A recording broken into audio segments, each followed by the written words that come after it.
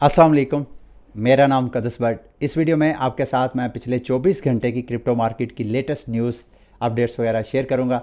Crypto market, कल मैं आपके साथ ये इन्फॉर्मेशन शेयर कर रहा था कि क्रिप्टो मार्केट डंप क्यों कर रही है और शायद मज़ीद आइंदा क्रिप्टो मार्केट डंप करेगी। लेकिन ये ऐसी वोलाटाइल मार्केट है, समटाइम इसको रिपोर्ट करना मुझे ऐसे मालूम होता है बड़ा चैलेंजिंग होता है, क्योंकि एकदम टर्न ऑफ इवेंट्स की वजह से जो कुछ मैं आपको पहले बता रहा होता हूँ बिल्कुल उसके उल्ट समटाइम हो जाता है। एग्जैक्टली ऐसे ही हुआ। कल कुछ ऐसी पॉजिटिव डेवलपमेंट हुई जिस वजह से खसूसन बीटीसी की प्राइस जो है वो दोबारा नीचे डंप होके एकदम फिर पंप की। अभी इस वीडियो में मैं आपके साथ वो कौन सी ऐसी डेवलपमेंट्स हुई हैं जिस वजह से क्रिप्टो मार्केट की जो टॉप क्रिप्टो करेंसीज हैं फिर दोबारा उन्होंने कुछ 2 4 5% फिर दोबारा पंप किए हैं, उनकी ग्रीन कैंडल्स बन रही है, वो मैं आपके साथ शेयर करता हूं। और कुछ मार्केट की रेलिवेंट न्यूज़ इन्फॉर्मेशन है वो भी मैंने आपके साथ इस वीडियो में शेयर करनी है। सबसे पहले बीटीसी की प्राइस देखें। कल जब मैंने आपके साथ वीडियो शेयर की थी, आपको डराया था कि बीटीसी की प्राइस मज़ीद नीचे जा सकती है, क्रिप्टो मार्केट मज़ीद नीचे क्रैश कर सकती है based on the news and updates जो कल की थी। आप में से बहुत से लोग ये कहते हो कि यार ये क्या बंदा है, मैं रिपोर्टर हूँ, समटाइम इस तरह की मार्केट को रिपोर्ट करना बहुत चैलेंजिंग होता है। जैसे मैंने स्टार्ट में कहा, तो खुदारा थोड़ा सा अपने दिल गुर्दे को थोड़ा बड़ा रखा करें, क्योंकि मेरा analysis based on the current situation होता है।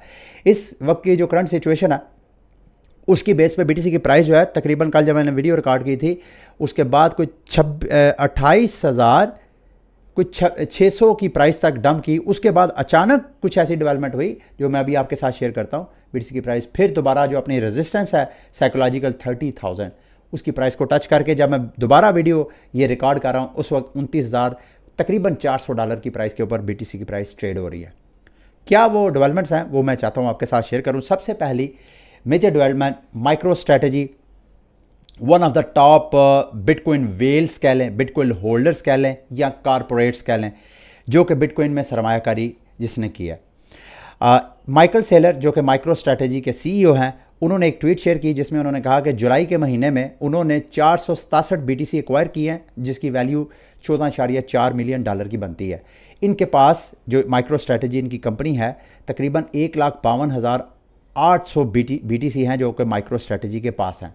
अब इस न्यूज़ की वजह से बीटीसी की प्राइस जो है वो पंप नहीं की, क्योंकि माइकल सेलर का बाइंग की जो ट्वीट्स हैं ये टाइम टू टाइम आती रहती हैं। इस साल में माइक्रो स्ट्रैटेजी ने तकरीबन फर्स्ट क्वार्टर में, अगर मैं गलत नहीं हूँ तो 10,000 से ज़्यादा बीटीसी एक्वायर किया था। फिर उसके बाद दूसरे क्वार्टर में भी इतना ही, ऑलमोस्ट 10,000 से ज़्यादा बीटीसी, यानी पहले इस साल के 2 क्वार्टर में बीटीसी कोई 20,000 से ज़्यादा बीटीसी माइकल सेलर जो इसकी कंपनी है मार्केट से उठा चुके हैं। और अभी इस न्यूज़ की वजह से ये 467 बीटीसी इन्होंने मज़ीद बाय किए, इस वजह से मार्केट प्राइस जो है वो पंप नहीं की बीटीसी की। ये वो न्यूज़ है जो कि माइक्रो स्ट्रैटेजी के हवाले से की जा रही है शेयर। माइक्रो स्ट्रैटेजी ने साथ ये अनाउंसमेंट की है कि वो अपने शेयर जो माइक्रो स्ट्रैटेजी के शेयर्स हैं वो मार्केट में सेल करके तकरीबन $750 मिलियन मज़ीद फंड रेजिंग करेंगे, उससे वो मार्केट से बीटीसी उठाएंगे। और बीटीसी तकरीबन कोई 25,000 बीटीसी मज़ीद इन्होंने मार्केट से उठाना है अगर ये फंड रेजिंग करते हैं। तो इस वजह से बीटीसी की डिमांड बढ़ने की वजह से बीटीसी की प्राइस दोबारा पंप की है। ये एक फैक्टर है, आइंदा और भी 2-4 फैक्टर मैं आपके साथ शेयर करता हूँ। लेकिन एक मैं एक्सपर्ट की ओपिनियन देख रहा था, उसमें उसने कहा कि माइक्रो स्ट्रैटेजी एन मुमकिन है कि अगर SEC, ब्लैक रॉक और दीगर जो US कंपनीज़ हैं जो ETF अपने स्पॉट बिटकॉइन ETF का वेट कर रही हैं उसकी अप्रूवल का, अगर उनको अप्रूवल मिल जाती है तो एन मुमकिन है माइक्रो स्ट्रैटेजी भी अपनी जो होल्डिंग है बिटकॉइन इसको वो कन्वर्ट कर ले माइक्रो स्ट्रैटेजी को बिटकॉइन स्पॉट ETF में, क्योंकि ऑलरेडी इनके पास भी तकरीबन 1,52,000 बिटकॉइन तो ऑलरेडी है, 25,000 और शामिल कर लें तो तकरीबन ये 1.25 लाख बिटकॉइन ऑलरेडी इनके पास है। तो ये भी ऐसा मुमकिन है और ये मार्केट के लिए एक अच्छी न्यूज़ है। अच्छा, दूसरी न्यूज़ जिसको मैं लिंक कर सकता हूँ बीटीसी की प्राइस के पंप के ऊपर, वो है जो क्रेडिट रेटिंग एजेंसी है फिच, उन्होंने US इकोनॉमी की जो रेटिंग है उसको डाउनग्रेड किया है फ्रॉम ट्रिपल 1 टू AA+, यानी AAA से AA+ उन्होंने रेटिंग उसकी डाउनग्रेड कर दिया। अब इसका क्या ताल्लुक है, ये अगर आप स्क्रीन पे नज़र डालें तो यहाँ पे आपको नज़र आ रहा है सन 2011 में भी इसी तरह इसी क्रेडिट रेटिंग एजेंसी ने जब डाउनग्रेड किया था इसकी जो जो स्कोर है, तो उससे गोल्ड की प्राइसेस और स्टॉक की प्राइसेस जो है अच्छी खासी पंप की थी। तो शायद ये भी एक फैक्टर हो बीटीसी की प्राइस को पंप करने का। और वैसे भी आप देखें जो यूएस इकॉनमी है, अगर वो कमज़ोर होती है तो सारी दुनिया की जो मार्केट्स हैं वो ग्रो करती हैं। उसकी वजह ये है कि सारी दुनिया में जो इन्वेस्टमेंट मार्केट्स हैं या सारी इकॉनमीज़ हैं, वहाँ का जो दौलतमंद फ़र्द है या इदारा है वो अमेरिका को सेफ हेवन समझता है। और अगर ये खबर आए कि अमेरिका की इकॉनमी कमज़ोर हो रही है, तो वो फिर वहाँ से खौफ खा के उसका कॉन्फिडेंस लूज़ होगा और वहाँ पे इन्वेस्टमेंट करने के बजाय, यानी यूएस डॉलर में इन्वेस्टमेंट करने के बजाय, उसको सेफ हेवन समझने के बजाय वो दीगर जो अपॉर्चुनिटीज़ हैं इन्वेस्टमेंट की, वहाँ पे वो रजू करेगा, जैसे गोल्ड है, जैसे फिर आजकल क्रिप्टो है। तो इस वजह से भी मैं इसको दूसरा एक फैक्टर मानता हूँ, शायद बीटीसी की प्राइस इस वजह से पंप की हो। अच्छा, एक बड़ी इंटरेस्टिंग डेवलपमेंट है, एक और है अपडेट जिस वजह से जिसको मैं जोड़ सकता हूँ बीटीसी की प्राइस के पंप के साथ, वो मैं बाद में शेयर करता हूँ। कल एक दिन में 5 बिट जो इथीरियम के ETF हैं अमेरिका में अप्लाई किए गए हैं। कौन कौन सी कंपनी है? बिटवाइस ने, राउंड हिल ने, वैनहैक ने, प्रो शेयर्स और ग्रे स्केल ने।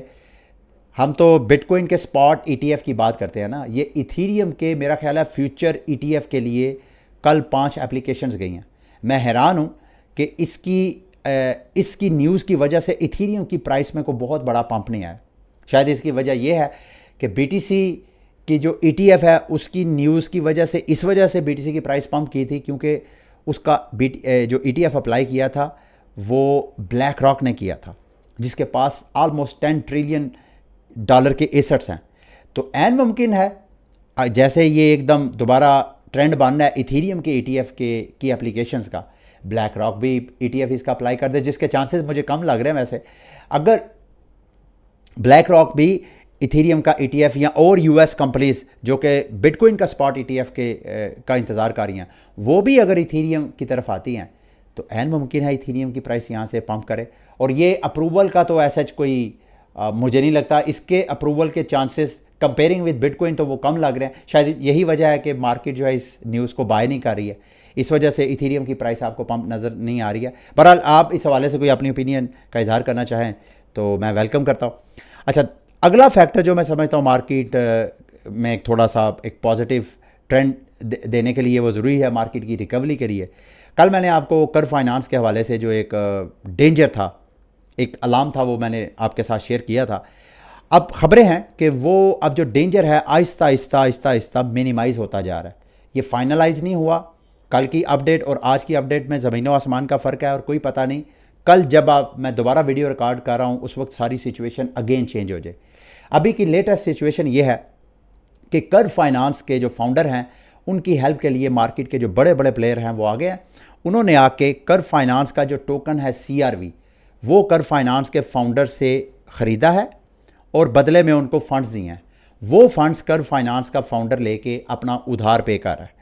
इंटरेस्टिंग डेवलपमेंट ये है, थोड़ी देर के लिए इमेजिन करें कि अगर ये सारे प्लेयर्स नहीं भी आते तो जो लिक्विडेशन होनी थी, जो मैंने कल आपको सारा डिटेल शेयर किया था, सर्कुलेशन जितनी इस वक्त कर फाइनेंस के टोकन की सर्कुलेशन सप्लाई है उसका 47% फाउंडर के पास है।